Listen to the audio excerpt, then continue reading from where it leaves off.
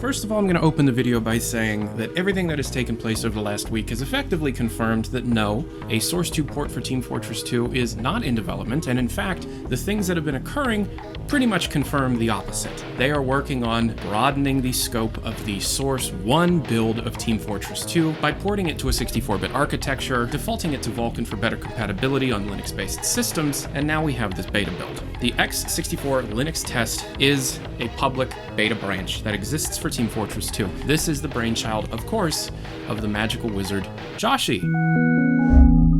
Are you bored of your regular old browser? Your old boring web browser that's been the same since 1997? What, are you still using Netscape Navigator like a friggin' dummy? Well, Opera GX is here to save you. The world's first browser specifically built for gamers, such as the passionate gamer. Opera GX comes with a whole bunch of cool new features, such as GX Control, enhancing your performance on your PC when games with your browser are open. Get rid of lag when playing games and listening to music. Perfect when you want to keep a bunch of tabs open to not lose them, but you don't want your browser to hurt your gaming performance. This panel lets users limit the amount of CPU or RAM they are willing to let their browsers use. Opera GX offers a lot of customization, but it can be overwhelming. However, with GX mods, you can find ways to flip your entire browser 180 with one click.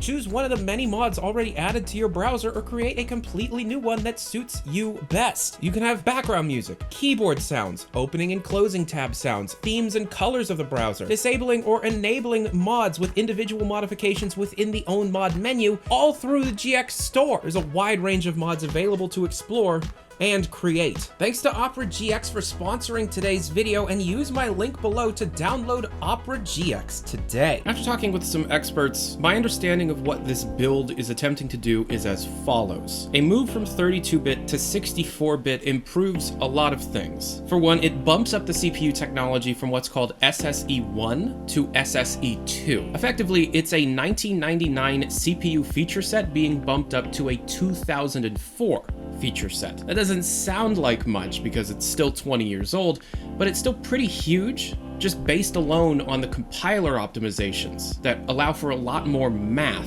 and potentially fixing a lot of precision-based bugs in the source engine. 64-bit also increases the amount of memory available to the source engine, originally being capped at around 4 gigabytes, to effectively unlimited. No more memory-related crashes, which up until now have been based on high texture resolutions, custom MVM, or 100-player servers. It means that the cache can be expanded for faster loading times, less cosmetic overhead, and most importantly, less sound stutter. Vulkan, using the DXVK libraries, which for those unaware is a wrapper that allows DirectX games to run in Vulkan. It's Joshi's co-founded software, and for anybody playing on Linux, such as those with a Steam Deck, will immensely improve graphics. The engine now holds a new audio decoder, specifically for MP3 files, for stuff like music and voice lines. For people running on Linux, again, the people using the Steam Deck or SteamOS, we are now on Linux runtime version 3. The back end of SteamOS, the back end of what allows Valve to run any game on the Steam Deck, has been updated dramatically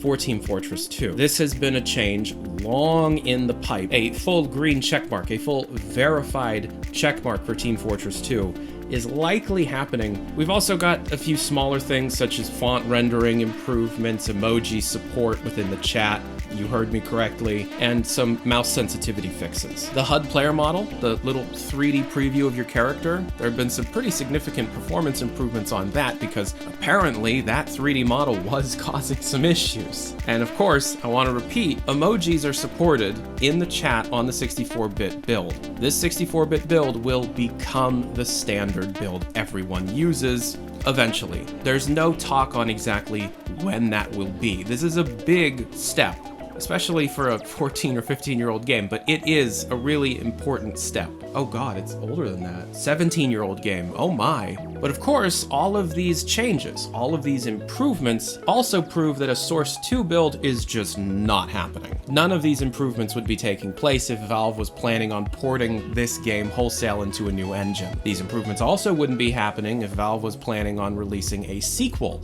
in a new engine anytime soon. So the current update cycle that we've seen over the last 2 years, essentially being a spring, summer, and winter update, is likely going to stick around for a long time, with new game modes being based almost entirely within the V-scripting system, and new items pretty much only being cosmetically based, such as hats or skins. And that's fine, because adding new gameplay mechanics such as weapons requires massive amounts of balance across the entire game. However, it would be nice to be able to see Valve implement weapon model reskins, because there are many incredible workshop-based models that already exist. That work is just languishing, and will likely never see the light of day. It's unknown when this x64 Linux test branch will become the main build of Team Fortress 2, but once it does, it allows for significantly more to occur while the game is running, because effectively, its memory cap is no longer just 4 gigabytes.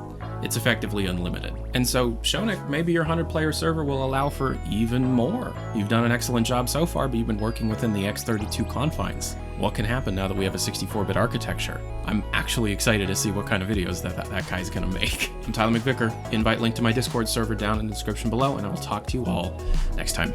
Peace and hair grease. Adios.